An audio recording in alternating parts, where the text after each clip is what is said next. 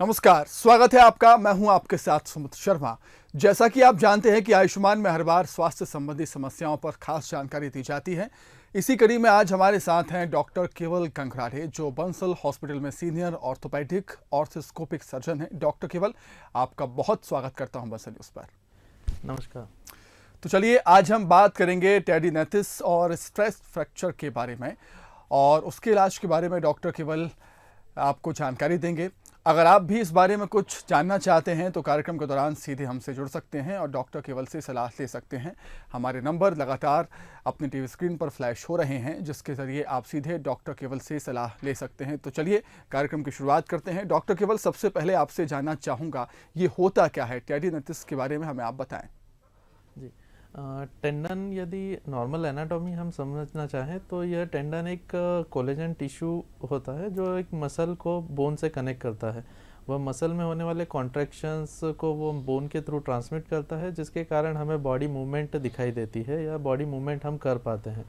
Tendinitis यदि consider करें तो यह एक इन्फ्लेमेशन प्रोसेस है जिसमें टेंडन में इन्फ्लेमेशन होता है और जिसके कारण सूजन या परेशानी दिखाई देती है।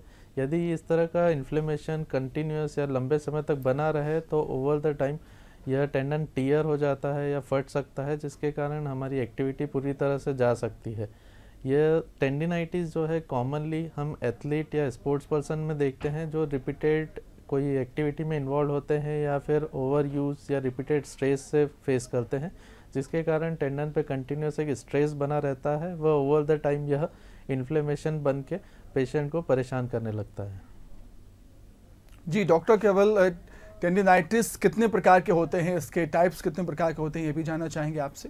जी, जैसे हमारे शरीर में विभिन्न प्रकार के जॉइंट्स होते हैं तो हर जॉइंट्स में कुछ स्पेशल लिगामेंट्स या टेंडन होते हैं जो जॉइंट की मूवमेंट या जॉइंट एक्टिविटी में सपोर्ट करते हैं।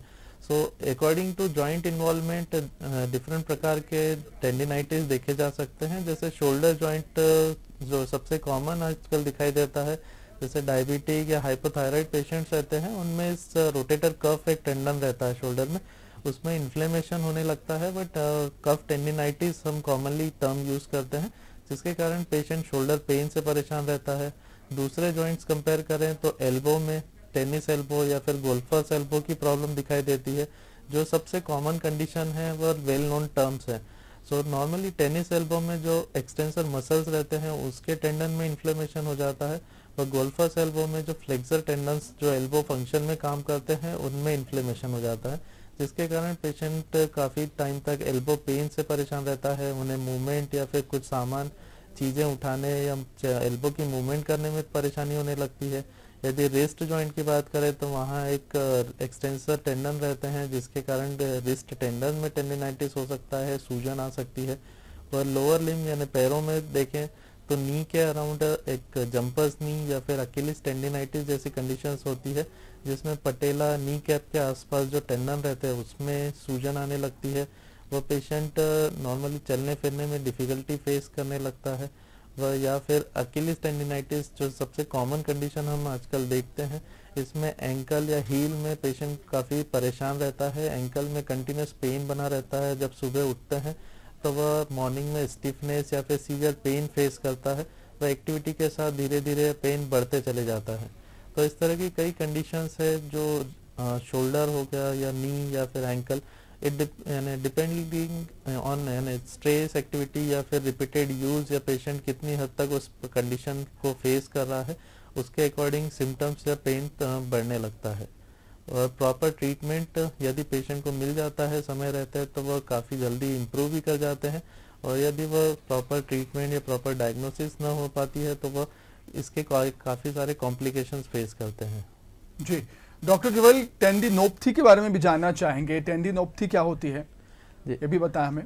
जी, हमने जैसे कि टेंडिनाइटिस के बारे में बात किया। टेंडिनाइटिस और टेंडिनोपैथी दोनों ही अलग कंडीशंस है, बट ये कॉमनली एक जैसा यूज़ किया जाता है। यदि टेंडिनोपैथी की बात करें तो टेंडिनोपैथी में जो टिश्यू या कोलेजन टेंडन बनाते हैं उसका डीजनरेशन होने लगता है। वह विथ टाइम वह डीजनरेट होकर टीयर फटने लगता है। यह एक डीजनरेटिव प्रोसेस कंसिडर की जा सकती है। बट टेंडिनाइटिस एक सिंपल इन्फ्लेमेशन प्रोसेस है जिसमें बॉडी रिएक्शन के कारण वहाँ पे टेंडन के आसपास सूजन दिखाई देने लगती है। तो नॉर्मली टेंडिनोपैथी यदि लंबे समय तक बने रहे तो आगे चलकर ये टेंडिनाइटिस का रूप ले लेती है। वह पेशेंट के पेन व सिम्टम्स सूजन काफ़ी हद तक बढ़ जाते हैं। और साथ ही यदि हमने देखा है कि पेशेंट्स इस तरह के जो टेंडिनाइटिस या टेंडिनोपैथी से परेशान रहते हैं, वह इसे एक न्यूरोलॉजिकल कंडीशन समझते हैं या न्यूरोलॉजिकल प्रॉब्लम समझकर काफ़ी न्यूरोलॉजिस्ट से कंसल्ट करते हैं। बट यदि पेशेंट प्रॉपरली ऑर्थोपेडिक सर्जन का ओपिनियन लेते हैं तो प्रॉपर समय पर वह डायग्नोसिस हो सकता है, प्रॉपर डायरेक्शन में उसका इलाज किया जा सकता है, वह जल्द से जल्द पेशेंट रिकवर कर सकता है।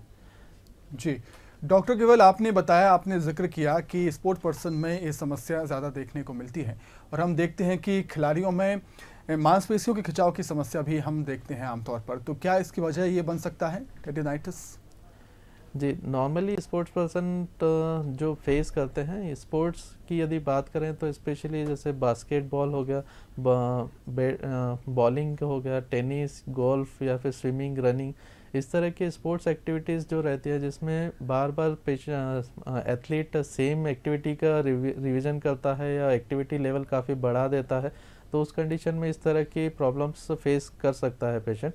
और साथ ही ऑक्यूपेशन की यदि बात करें तो ऑक्यूपेशन जिसमें ओवरहेड एक्टिविटी करना पड़ रहा है या शोल्डर की बार बार मूवमेंट हो रही है, कोई चीज़ बार बार उठाना पड़ रहा है, हेवी चीज़ें को एक जगह से दूसरी जगह ले जाना, या फिर कोई वाइब्रेशन वाली एक्टिविटी या काम, या फिर नॉर्मली रिपीटेशंस मूवमेंट बार बार करना, इस तरह की एक्टिविटी यदि बार बार किसी ऑक्यूपेशन में इन्वॉल्व होती है तो वह पर्सन इस तरह के टेंडिनाइटिस के सिम्टम्स डेवलप करता है, जिसमें ओवर यूज़ होना या फिर रिपीटेड स्ट्रेस आना, इस तरह की कंडीशंस कोलेजन टिश्यू को डैमेज करने लगती है। वह धीरे धीरे यह टेंडिनाइटिस का रूप ले लेती है। बिल्कुल। डॉक्टर केवल ये भी जानना चाहेंगे, बार बार खिलाड़ी एक ही चीज़ करते हैं, जैसे बॉलिंग हो, आपने स्विमिंग की बात की, तो उससे बचने के लिए, टेंडिनाइटिस से बचने के लिए उनको क्या कुछ करना चाहिए खिलाड़ियों को आमतौर पर? जी, जैसे टेंडिनाइटिस के हमने कारण समझे कि सबसे मेन कारण है कि इसमें कुछ स्पेसिफिक कारण मैं समझाना चाहूँगा, देन हम बचाव के बारे में बात करेंगे। जैसे कि यदि पेशेंट सडनली कोई एक्टिविटी, एक्सरसाइज की एक्टिविटी या ड्यूरेशन बढ़ा देता है, जैसे कोई ट्रेनर है या एथलीट है, वो कुछ 1 या 2 घंटे की रनिंग या एक्सरसाइज करता है, बट सडनली वह ड्यूरेशन यानी एक्सरसाइज का ड्यूरेशन 3-4 घंटे तक बढ़ा दे, या फिर फ्रीक्वेंसी ऑफ एक्सरसाइज जैसे दिन में एक बार की बजाय वह 2 या 3 बार एक्सरसाइज करने लगे, तो इससे टेंडन पे स्ट्रेस लेवल काफ़ी बढ़ जाता है, टेंडन की क्षमता से ज़्यादा काम करने लगता है, तो इस कंडीशन में पेन या टेंडिनाइटिस के सिम्टम्स डेवलप होने लगते हैं। साथ ही मोड ऑफ एक्सरसाइज की बात करें तो जैसे यदि कोई ट्रेनर या एथलीट है जो रनिंग में एक्सपर्ट है या रनिंग डेली करता है, बट सडनली रनिंग छोड़कर वो स्विमिंग या और कोई एक्टिविटी में इन्वॉल्व हो जाता है, तो sudden change of physical activity के कारण भी टेंडिनाइटिस जैसे सिम्टम्स दिखाई देते हैं। तो इससे बचाव करने के लिए सब कुछ पैरामीटर्स दिए गए हैं, जैसे हमें एक्सेसिव स्ट्रेस अवॉइड करना चाहिए। जैसे ट्रेनिंग के दौरान हम सबसे कम से कम स्ट्रेस लेवल पे काम करें, और यदि पेशेंट को कोई सिम्टम्स या पेन डेवलप हो रहा है तो उन्हें कुछ समय तक आराम करना चाहिए, या फिर आधे घंटे या 1 घंटे की एक्सरसाइज के बाद 5 से 10 मिनट का एक रेस्ट अपनाना चाहिए।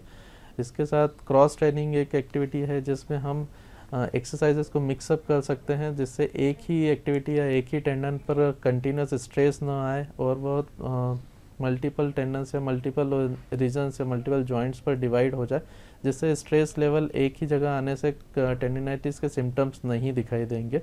साथ ही इम्प्रूवमेंट इन टेक्निक, जैसे कोई एथलीट किसी स्पोर्ट्स में है या कोई ऑक्यूपेशनिस्ट है, वह अपने एर्गोनॉमिक्स को मॉडिफाई कर सकते हैं या प्रॉपर इक्विपमेंट, प्रॉपर टेक्निक का यूज़ कर सकते हैं, या कोई जो जॉब में है पर्सन, जो डेस्क जॉब में पर्सन है, वो डेस्क की या टेबल की प्रॉपर हाइट का यूज़ करें, डेस्कटॉप लेवल प्रॉपर लेवल पे रखें, हाथ की पोजीशंस, इस तरह के एर्गोनॉमिक्स मॉडिफिकेशन से भी काफ़ी हद तक इस तरह के सिम्टम्स या टेंडिनाइटिस या टेंडिनोपैथी से बचा जा सकता है। और स्ट्रेचिंग या स्ट्रेंथनिंग ऑफ मसल एक्सरसाइजेस भी काफ़ी रोल प्ले करते हैं।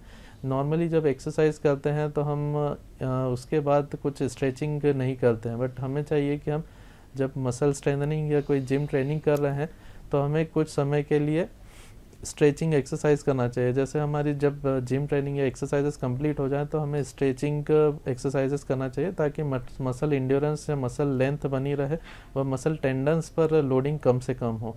और मसल स्ट्रेंथ बढ़ाना और हेल्प करता है, जिससे मसल स्ट्रेंथनिंग के कारण जो लोडिंग है वह इक्वली ट्रांसमिट होता है, वह पेन या टेंडिनाइटिस की संभावना काफ़ी हद तक कम हो जाती है। बिल्कुल डॉक्टर केवल, हम चर्चा को आगे बढ़ाएंगे, उसके पहले हमारे साथ कॉलर जुड़ रहे हैं तरुण इंदौर से। तरुण, अपना सवाल कीजिए डॉक्टर साहब से। हेलो जी तरुण, कहिए। हाँ डॉक्टर नमस्कार। मेरा 8 महीने पहले एक्सीडेंट हुआ था जी तो मेरी हड्डी ब्रेक हो गई है, तो हड्डी फास्ट रिकवर कैसे होगी? जी, फ्रैक्चर किस एरिया में हुआ है आपको, हाथ में या पैर में? जांग, हम ये घुटने और जांग के बीच। हाँ, तो ऑपरेशन किया गया है या जी हाँ, सिर्फ? प्लेट डाली हुई है। Okay, plate. तो 8 महीने हो चुके हैं, तो अब तक काफ़ी हद तक रिकवर कर चुके होंगे। आप अभी वजन दे के चल पा रहे हैं? अब लचक आती है चलते हैं तो। हाँ, बट वजन दे पा रहे हैं ना, पूरा वजन हाँ। दे पा रहे हैं चलने में? हाँ, पूरा दे पा रहे हैं। ओके, सो नॉर्मली ये एक्सरसाइज प्रोटोकॉल्स रहता है कि जब फ्रैक्चर या हड्डी ठीक तरह से भर गई है, हीलिंग हो चुका है, सो नेक्स्ट स्टेप रहता है कि फिजियोथेरेपी में स्ट्रेंथनिंग एक्सरसाइजेस शुरू करते हैं और गेट ट्रेनिंग पर हम फोकस करते हैं। तो जितना नॉर्मल गेट ट्रेनिंग या गेट पैटर्न डेवलप होगा उतना जल्दी महीने 2 महीने में आप नॉर्मल चलने भी लग जाओगे आप।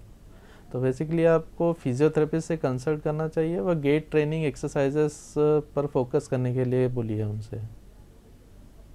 चलिए ठीक है, अगले कॉलर जुड़ रहे हैं कमलेश गंज बासौदा से। कमलेश, सवाल कर सकते हैं आप डॉक्टर से अपना। जी सर, मैं ये जी सर जी कहिए कमलेश। मेरा लेगामेंट फ्रैक्चर बताया है डॉक्टर ने, उसके लिए क्या करना होगा? जी, लिगामेंट किस जॉइंट का है, नी का, घुटने का या कंधे का? हाँ जी सर, मेरा 4-5 महीने से लेगामेंट फ्रैक्चर बताया है डॉक्टर ने। जी, लिगामेंट कौन से जॉइंट का है आपका, घुटने में चोट है या कंधे की या और कहीं? घुटने में। घुटने का, जी। घुटने में। हाँ, और आपको अभी तकलीफ क्या क्या हो रही है? तकलीफ वो चलने में लचकपन आती है। ओके, आपकी एमआरआई की जांच हो चुकी है? हाँ जी सर। ओके, सो देखिए, अगर आपको तकलीफ बनी हुई है, जैसे चलने में लचक है या फिर दर्द बना हुआ है या फिर जॉइंट में सूजन अगर कंटिन्यूस बनी हुई है, तो आपको चाहिए कि आप किसी लिगामेंट सर्जन या फिर जो ऑर्थोपेडिक सर्जन है जो लिगामेंट सर्जरीज रूटीनली कर रहे हैं उनसे परामर्श करें। वह लिगामेंट इंजरी के अकॉर्डिंग या किस टाइप की इंजरी है उस बेसिस पे ट्रीटमेंट डिसाइड किया जाता है। यदि ACL, PCL या क्रूशिएट लिगामेंट जिसे हम कहते हैं, अगर उसकी चोट है तो नॉर्मली उसके लिए कुछ सर्जरीज हैं जिसके द्वारा वो घुटने को नॉर्मल, पूरी तरह से नॉर्मल बनाया जा सकता है। और यदि और कोई लिगामेंट इंजर है तो उसके लिए भी मल्टीपल ट्रीटमेंट ऑप्शंस अवेलेबल हैं। तो आप चाहिए कि आप किसी स्पेशलिस्ट जो आर्थ्रोस्कोपी या स्पोर्ट्स इंजरीज में स्पेशलिस्ट हैं उनसे परामर्श लें। चलिए डॉक्टर साहब, चर्चा को आगे बढ़ाएंगे। डॉक्टर साहब, हम जानना चाहेंगे टेंडिनाइटिस में रिस्क क्या होते हैं, ये कितना खतरनाक हो सकता है? जी, टेंडिनाइटिस के रिस्क की बात करें तो मेनली पेन या सिम्टम्स पेशेंट जो परेशान करते हैं वह सबसे ज़्यादा परेशानी वाली सी चीज़ें रहती है। जैसे पेशेंट मॉर्निंग में उठता है तो एक कंटिन्यूस एक या पेन बना रहता है, वह चलने में डिफ़िकल्टी होने लगती है और एक नॉर्मल सडन पेन बने रहने के कारण पेशेंट की रूटीन लाइफ अफेक्ट होने लगती है। और यदि टेंडिनाइटिस या टेंडिनोपैथी एक लॉन्ग टर्म तक यदि बनी रहे तो टेंडन रप्चर होने के संभावना काफ़ी हद तक बढ़ जाती है। वह टेंडन रप्चर होने के कारण मसल वीकनेस या बॉडी मूवमेंट या जॉइंट मूवमेंट काफ़ी हद तक अफेक्ट हो जाती है। और सेकेंडरीली आर्थराइटिस या जो जॉइंट घिसने का संभावना भी काफ़ी हद तक बढ़ जाती है। इसीलिए हम सजेस्ट करते हैं कि टेंडिनाइटिस या टेंडिनोपैथी के यदि सिम्टम्स किसी में है तो वह जल्द से जल्द proper treatment, proper physiotherapy start कर दें, जिससे जल्द से जल्द वह ठीक हो सके, वह यह सारी कॉम्प्लिकेशन से बचा जा सके। ठीक है डॉक्टर साहब, हमारे साथ कॉलर जुड़ रही हैं दीपा भोपाल से। दीपा, अपना सवाल कर सकती हैं आप डॉक्टर साहब से।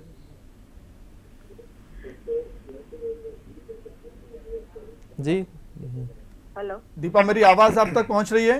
हाँ, पहुंच रही है। जी दीपा, आप सवाल कर सकती हैं डॉक्टर साहब से अपना। मैं डॉक्टर साहब से क्वेश्चन करना चाहती हूँ कि मेरे जॉइंट्स में हमेशा दर्द रहता है। जी, मेरे जॉइंट्स में हमेशा दर्द रहता है और उसमें हल्की हल्की सूजन रहती है। हाँ, और सुबह जब मैं उठती हूँ तो मेरे शरीर में अकड़न बहुत रहती है। जी, आपकी एज कितनी होगी अराउंड? 52। जॉइंट पेन आपको कितने समय से बना हुआ है? मेरे को ये 4-5 साल से मैं होम्योपैथिक दवाई लेती रहती हूँ, पर हाँ। मौसम चेंजिंग के समय में मुझे ये तकलीफ हर बार पड़ जाती ओके। है। आपका आर्थराइटिस या गठिया रिलेटेड इन्वेस्टिगेशंस हुई हैं, जैसे जांच, ब्लड टेस्ट या फिर एक्सरेज कुछ हुआ है आपका? यूरिक एसिड मेरा बढ़ा हुआ आता है जी हमेशा। जी। बाकी जैसे रूमेटॉइड फैक्टर या फिर और कोई जांच हुई हो? उसमें कोई प्रॉब्लम नहीं बताते, ओके। सिर्फ यूरिक एसिड की वजह से ही कहते हैं। हम्म। मतलब उठने बैठने में सुबह के समय जैसे चटक चटक आवाज आती है, मतलब जैसे लगता है जैसे टकरा रहे हैं हड्डियों से। जी हाँ, उठने बैठने में मतलब। जी। जैसे कि आप बता रहे हैं कि मल्टीपल सारे जॉइंट्स में तकलीफ रहती है, सूजन रहती है, स्टिफनेस रहती है, तो यह एक पिक्चर गठियावात सजेस्ट करता है। ओके, तो इसके मल्टीपल रीजंस हो सकते हैं, तो इसके लिए उसे डीप में इन्वेस्टिगेशंस करना ज़रूरी रहता है, ताकि हम एक स्पेशल टाइप या प्रकार गठियावात का जो भी टाइप है वह जांच कर सकें या उस पर कंफर्म कर सकें। और जब ये गठियावात का टाइप श्योर हो जाता है, उसके बाद ही हम प्रॉपर ट्रीटमेंट स्टार्ट करते हैं, क्योंकि इसकी जो दवाइयाँ दी जाती है वो उनके काफ़ी साइड इफ़ेक्ट्स होते हैं। तो जब तक कि हम श्योर नहीं है कि किस टाइप का गठियावात है, वह ट्रीटमेंट हम स्टार्ट नहीं करते हैं। तो मेरा सजेशन रहेगा कि आप एक बार प्रॉपर जो रिमेटोलॉजिस्ट या गठियावात के स्पेशलिस्ट हैं उनसे कंसल्ट करें, और प्रॉपर इन्वेस्टिगेशन के बाद ही मेन ट्रीटमेंट जो भी रिक्वायर्ड है वो स्टार्ट करें। चलिए ठीक है, अगले कॉलर हमारे साथ जुड़ रहे हैं आलोक, जो कि इंदौर से हैं। आलोक, अपना सवाल कर सकते हैं आप डॉक्टर से। हेलो आलोक जी, मेरी आवाज आप तक पहुंच रही है? हाँ, बिल्कुल जी आलोक जी, सवाल कर सकते हैं आप डॉक्टर से अपना, पूछिए सवाल। हाँ, मेरे को सर है ना घुटने और कूल्हे के बीच में बहुत दर्द होता है, उठने बैठने में दिक्कत होती है जी। सिर्फ और कोई समस्या या सिर्फ इतना ही है दर्द? नहीं, और कुछ नहीं। मेरे को क्या है कि उठने बैठने में बहुत दिक्कत होती है, लेटिन जाओ बैठ नहीं पाता हूँ। ओके। और है ना कमर से, मतलब कूल्हे से लेके और घुटने के बीच में पेन होता है, लेफ्ट साइड। सुनिए आप। सिर्फ एक ही लेफ्ट साइड में ही तकलीफ है या दोनों पैर? राइट में नहीं है। राइट में नहीं है। ओके, और कितना टाइम हो गया ये तकलीफ है आपको? करीब साल भर हो गया। ओके, जांचें कुछ हुई है आपकी, एक्सरे या एमआरआई या ब्लड टेस्ट कुछ? वहाँ पे न्यूरोलॉजिस्ट ने भी बोला कुछ नहीं है। ओके जी। और एज कितनी है आपकी सर? सर एज कितनी है? एज मेरी sir 60। Okay, so may be sir आपको जो इन्वॉल्वमेंट है वो घुटनों का आर्थराइटिस या फिर हिप जॉइंट में कोई प्रॉब्लम हो सकती है। तो एक बार यदि आप ऑर्थोपेडिक सर्जन से कंसल्ट करें तो वो घुटनों का एक्सरे या फिर हिप जॉइंट का एक्सरे एक बार करवा लें, ताकि नी या हिप जॉइंट में कोई प्रॉब्लम तो नहीं है वह रूल आउट किया जा सके। यदि ये जॉइंट्स में भी कोई प्रॉब्लम नहीं आती है तो मेनली आपको एक्सरसाइजेस पर फोकस करना होगा। और यदि घुटने में आर्थराइटिस या फिर हिप जॉइंट में आर्थराइटिस जैसा कोई पिक्चर आता है तो उस डायरेक्शन में ट्रीटमेंट डिसाइड किया जाएगा। चलिए डॉक्टर साहब, चर्चा को आगे बढ़ाएंगे। डॉक्टर केवल, अब इसके ट्रीटमेंट के बारे में हम जानना चाहेंगे। टेंडिनाइटिस का ट्रीटमेंट किस तरीके से किया जाता है? जी, टेंडिनाइटिस का बेसिकली डिपेंड ऑन प्रेजेंटेशन, यानी यदि एक्यूट स्टेज में जैसे पेशेंट प्रेजेंट होता है जब पेन या स्वेलिंग काफ़ी हद तक बढ़ गई है, सो उस स्टेज में हम इनिशियली पेशेंट को कुछ एंटी इन्फ्लेमेटरी मेडिकेशन प्रिस्क्राइब करते हैं, जिससे कि वहाँ की सूजन या दर्द काफ़ी हद तक कंट्रोल किया जा सके। वह साथ में ही रेस्ट, आइस फर्मेंटेशन व इलेवेशन या फिर कंप्रेशन ड्रेसिंग का एडवाइस किया जाता है। जब 10 से 15 दिन के मेडिकेशन कोर्स के बाद जब पेन सेटल हो जाता है या पेन काफ़ी हद तक कम हो जाता है, उस स्टेज में पेशेंट को कुछ फिजियोथेरेपी एक्सरसाइजेस पर स्विच किया जाता है। तो इसमें डिफरेंट मॉडलिटीज़ यूज़ की जाती है। कुछ हीट थेरेपी जैसे कि एक्स्ट्रा कॉर्पोरल शॉक वेव या डायथर्मी एक्सरसाइजेस या फिर अल्ट्रासाउंड एक्सरसाइजेस शुरू की जाती है। और साथ ही कुछ एक्सरसाइजेस हैं जैसे डीप ट्रांसवर्स फ्रैक्शन मसाज, जिसमें एक स्पेशल टाइप की एक्सरसाइज होती है जिसमें जो टेंडन के कोलेजन्स डैमेज हैं उन्हें स्टिमुलेट करता है, उनकी हीलिंग में मदद करता है। और साथ ही एक एक्सेंट्रिक एक्सरसाइजेस को स्टार्ट की जाती है जिसमें मसल लेंथ पर काम किया जाता है। नॉर्मली जब मसल कॉन्ट्रैक्ट होती है तो मसल शॉर्टनिंग होती है, बट इस तरह की एक्सेंट्रिक एक्सरसाइजेस में मसल लेंथनिंग पर काम किया जाता है, जिससे कि टेंडन पर लोडिंग कम से कम हो, वह टेंडन पर ओवर यूज या स्ट्रेस कम आएगा, तो यह हीलिंग में काफ़ी हद तक मदद करता है। और नॉर्मली 4 से 6 हफ्ते के प्रॉपर एक्सरसाइज व मेडिकेशन के साथ पेशेंट काफ़ी हद तक रिकवर कर जाते हैं। ठीक, एक कॉलर हमारे साथ जुड़ रहे हैं, विष्णु बिलासपुर से। विष्णु, अपने सवाल कर सकते हैं आप डॉक्टर से। हेलो जी विष्णु, जी। अपना सवाल कर सकते हैं आप डॉक्टर से। ये नमस्कार सर। जी नमस्कार। ये मेरे घुटने के नीचे झुनझुनी बना रहता है सर, जी, और इसके साथ कुछ और तकलीफ? और चलने फिरने में दर्द होता है सर। जी, दोनों पैरों में हो रहा है या एक ही पैर में हो रहा है एक पैर आपको? में है सर। एक ही में हो रहा है। सिर्फ घुटने से नीचे है या कमर से नीचे तक पूरा पैर सुन घुटने रहा के है? नीचे से है घुटने सर, से झुनझुनी नीचे। बना रहता है सर। ओके, कभी कोई चोट लगी है या कोई पुरानी तकलीफ आपको? नहीं सर, नहीं सर, चोट वोट नहीं लगी है sir. Okay, blood pressure, sugar और कोई तकलीफ आपको? शुगर का है सर। शुगर है। शुगर कब से है आपको? ये साल भर हो गया सर। ओके, सो आपने कभी न्यूरोलॉजिस्ट या किसी से कंसल्ट किया है यानी न्यूरोलॉजिकल ओपिनियन? हाँ सर, एक बार गया था सर, अपोलो हॉस्पिटल है यहाँ बिलासपुर में, तो वहाँ बताया कि ब्लड में, ये नस में ब्लड का आना जाना कम है करके। जी, उसके लिए कोई जांच की थी उन्होंने ब्लड के रिलेटेड? हाँ सर, वो चेक किए थे सर, तो 2 नस में ब्लड का आना जाना कम है बताया। ओके, सो मे बी यही रीज़न हो सकता है कि वही ब्लड सर्कुलेशन आपका थोड़ा सा कॉम्प्रोमाइज़ हो, जिसके कारण एक झुंझुनाहट या खिंचाव एक बना रहता है। सो मेरा सजेशन रहेगा आप कोई स्पेशलिस्ट जो ब्लड वेसल या ब्लड रिलेटेड जो इसके ऑपरेशन या इसका इलाज करते हैं, उनसे एक बार परामर्श करें ताकि आपको प्रॉपर गाइडेंस या प्रॉपर ट्रीटमेंट हो सके। चलिए, अगली कॉलर है निर्मल दुर्ग से। निर्मल, अपना सवाल कर सकती हैं आप डॉक्टर से। नमस्कार सर, निर्मल बोथरा दुर्ग से। जी बोलिए। सर मेरे को एक्सीडेंट हुआ था सर। हाँ, निर्मल बोथरा दुर्ग छत्तीसगढ़ से सर। जी जी, कहिए, सवाल कीजिए अपना। सर मेरा एक्सीडेंट हुआ था सर लॉकडाउन के समय जी, 22 मार्च को। उसके बाद पीठ में थोड़ा टेढ़ापन था। ओके। उसके बाद उन्होंने आराम करने की दवाई दी थी और दवा भी दी थी। उसके बाद भी अभी दर्द है सर पीठ में। ओके, फ्रैक्चर सिर्फ पीठ में यानी कमर की हड्डी में ही हुआ था, रीढ़ की हड्डी में? नहीं सर, रीढ़ की हड्डी में। जी, बट कोई ऑपरेशन वगैरह नहीं किया था ना उन्होंने? सिर्फ नहीं, ऑपरेशन वगैरह नहीं, आराम करने बोला था। 1.5-2 महीना सोया था। हाँ, ओके, बट अभी दर्द बना हुआ है आप कह रहे हैं? हाँ, दर्द बना हुआ है सर। जी, नॉर्मली ये जो फ्रैक्चर होता है रीढ़ की हड्डी का, इसको हीलिंग या कम्प्लीटली नॉर्मल जो पूरा हीलिंग होने में 4 से 6 महीने का समय लगता है। तो आपका जैसे जैसे दर्द कम होता जाएगा, कुछ एक्सरसाइजेस पर शुरू की जाती है यानी तीसरे महीने से। सो आपका दर्द अभी जैसे बना हुआ है तो कुछ समय आप अभी रेस्ट पे ही रहें, एक्टिविटी कम से कम करें, वह जो भी पेन किलर या उन्होंने एडवाइस किया है उसे कंटिन्यू रखें। इस दिन कम्प्लीटली नॉर्मल होने में एक 4 से 6 महीने का समय लगता है, तो उतना टाइम आप दीजिए उसे कंप्लीट रिकवर होने के लिए। जी डॉक्टर केवल, आपने टेंडोनाइटिस के बारे में बताया, अब आपसे जानना चाहेंगे स्ट्रेस फ्रैक्चर के बारे में, ये होता क्या है? जी, स्ट्रेस फ्रैक्चर भी एक रिपीटेड स्ट्रेस या फिर ओवर यूज एक्टिविटी रिलेटेड ही कंडीशन है। इसमें जब मैकेनिकली एक स्ट्रेस कंटिन्यूसली बना रहता है तो बॉडी की जो लोअर लिम्स की यानी पैरों की बोन्स है, उनमें एक हेयरलाइन फ्रैक्चर डेवलप हो जाता है, जिसे हम मेडिकली स्ट्रेस फ्रैक्चर कहते हैं।